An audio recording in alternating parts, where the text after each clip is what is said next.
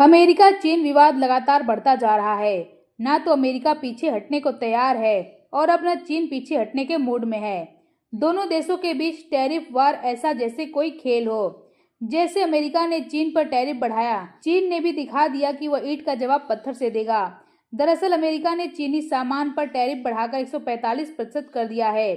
जवाब में चीन ने भी पलटवार किया और अमेरिकी सामान पर टैरिफ 84% से बढ़ाकर 125 कर दिया।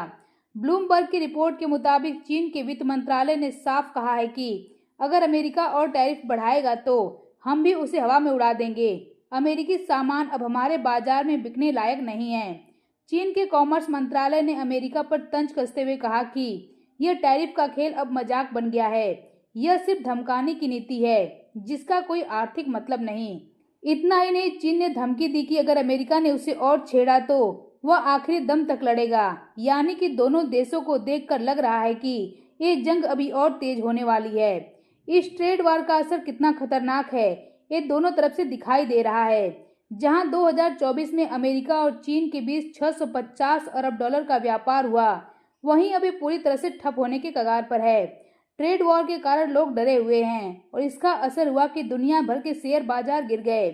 डॉलर की कीमत लुढ़की और सोने की कीमत आसमान छूने लगी। जिसके बाद चीन के राष्ट्रपति शी जिनपिंग ने शुक्रवार को पहली बार इस जंग पर खुलकर बोला। उन्होंने कहा कि चीन किसी के दबाव में नहीं झुकेगा। हम न डरते हैं न घबराते हैं। उन्होंने यह भी तंज कसा कि जो दुनिया के खिलाफ जाता है वह अकेला पड़ जाता है। यानी अमेरिका को चेतावनी दी है कि वह खुद को अलग थलग कर रहा है। इधर चीन अपने पड़ोसियों को लुभाने में जुटा हुआ है। अगले हफ्ते शी जिनपिंग वियतनाम, मलेशिया और कंबोडिया का दौरा करेंगे। ये वो देश हैं जो अब तक अमेरिका से बातचीत को तैयार थे, लेकिन चीन अब इन्हें अपने पाले में लाने की कोशिश में लगा हुआ है। चीन लगातार अपने पड़ोसियों से अब रिश्ते सुधारने की कोशिश में लगा हुआ है। वहीं दूसरी तरफ ईरान भी अमेरिका को खुली चुनौती दे रहा है। आज शनिवार को ओमान में दोनों देशों के बीच परमाणु करार पर बातचीत होगी, लेकिन माहौल गर्म है।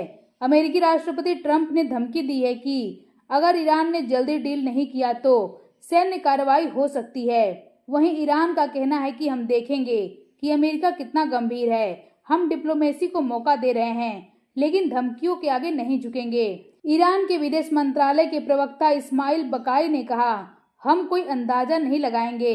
शनिवार को हम अमेरिका का इरादा परखेंगे और उसी के हिसाब से जवाब देंगे। लेकिन खबर यह भी है कि ईरान के supreme leader Ayatollah Ali Khamenei पर उनके अपने अधिकारियों ने दबाव बनाया है कि अमेरिका से बातचीत करे, वरना देश पर हमले का खतरा है। न्यूयॉर्क टाइम की एक रिपोर्ट के मुताबिक खामेनेई को चेतावनी दी गई है कि अगर बातचीत नहीं हुई तो अमेरिका और इजराइल ईरान के परमाणु ठिकानों पर हमला कर सकते हैं। वैसे भी देखा जाए तो ईरान की अर्थव्यवस्था पहले से ही चरमरा रही है। इजराइल गाजा फिलिस्तीन वार का असर ईरान पर भी साफ देखा जा रहा है।